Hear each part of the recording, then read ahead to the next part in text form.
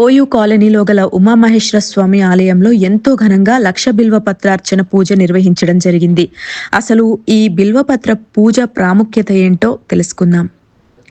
శివ పురాణాల ప్రకారం పరమశివుడికి బిల్వపత్రం అంటే చాలా ఇష్టం. కాబట్టి ఈ పత్రాలతో పూజించడం వల్ల శివుని ఆశీర్వాదాలు లభిస్తాయని భక్తులు నమ్ముతారు. కేవలం మారేడు దళాలను శివలింగానికి అర్పించడం వల్ల చాలా పుణ్యం వస్తుందని కూడా భక్తులు భావిస్తారు. లక్ష బిల్వ పత్రాలను అర్పించడం వల్ల ఈ పుణ్యం ఇంకా ఎక్కువ అవుతుంది. బిల్వపత్రం ఆధ్యాత్మికత, పవిత్రతకు ప్రతీక. ఈ పూజ భక్తులకు ఆధ్యాత్మిక సాధనలో ఒక ముఖ్యమైన భాగం. లక్ష బిల్వ పత్రాలతో పూజించడం అనేక రకాల శివార్చనల్లో ఒక పద్ధతి. ఇది ఒక నిష్ఠతో, భక్తితో చేసే పూజ.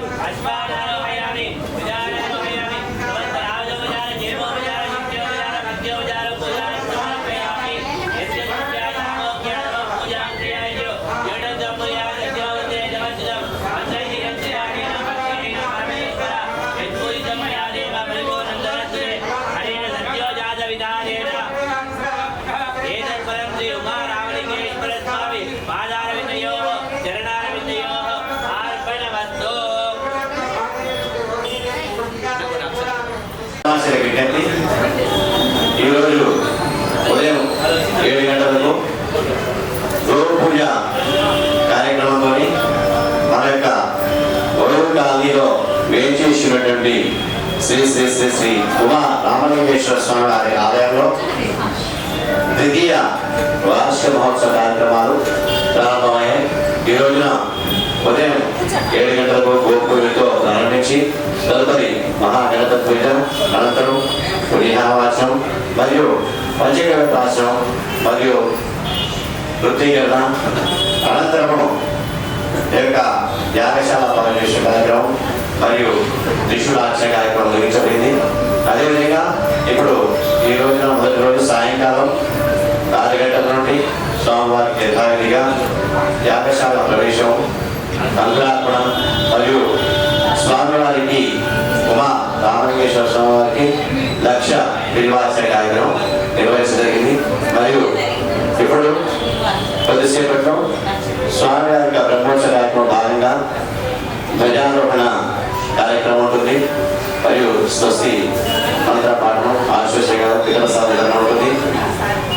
అదేవిధంగా రెండవ రోజు అంటే రేపు శనివారం రోజున ఉదయం 8 గంటలకు శాంతి పాఠంతో ద్వితీయ దివసే అంటే రెండవ రోజు కార్యక్రమం ప్రారంభమవుతుంది.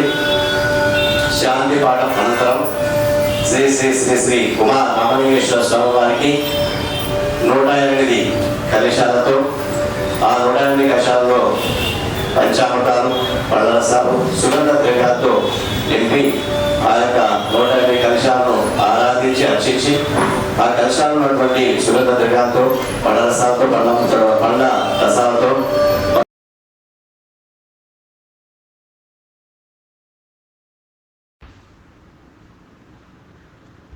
బిల్వదళంతో శివుడిని పూజిస్తే సకల పాపాలు నశించి అష్టైశ్వర్యాలు, మోక్ష ప్రాప్తి కలుగుతాయని పురాణాలు చెబుతాయి. మారేడు చెట్టుని శ్రీ వృక్షం అని కూడా అంటారు. లక్ష్మీదేవి ఇందులో నివసిస్తుందని, ఈ చెట్టు ఉన్న చోట సిరి సంపదలు ఉంటాయని చాలా మంది నమ్మకం. బిల్వదళంలో 3 ఆకులు ఒక సమూహంగా ఉంటాయి.